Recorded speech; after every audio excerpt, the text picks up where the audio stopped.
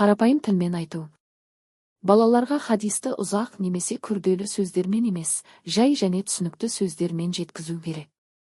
Мысалы, балаларды әрдайым жақсы іс жасауға үйрету керек. Кішкентай болсаң да адамдарға көмектессең, бұл жақсы іс болады. Сөйтіп олар хадистің мәнін тез түсінеді. Мысалдармен көрсету.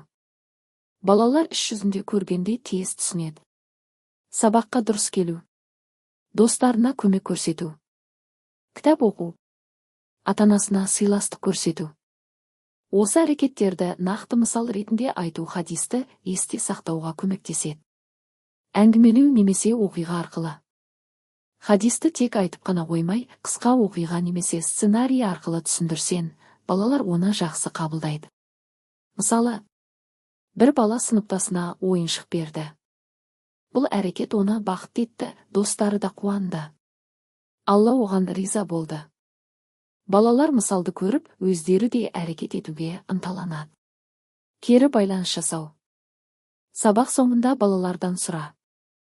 Бүгін кімдір жақсы іс жасады? Қалай адамдарға көмектестің?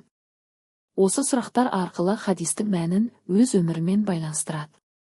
Ойын арқылы үйрету. Сыйлықтар немесе шағын марапаттар арқылы жақсы әрекетті бағалау.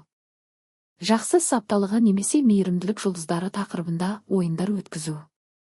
Ойындар балаларды әрекет жасауға ынталандырады. Құрметті достар, каналыма тіркеліп видеолармен бөлісіп пікір қалдыруды ұмытпаңыздар.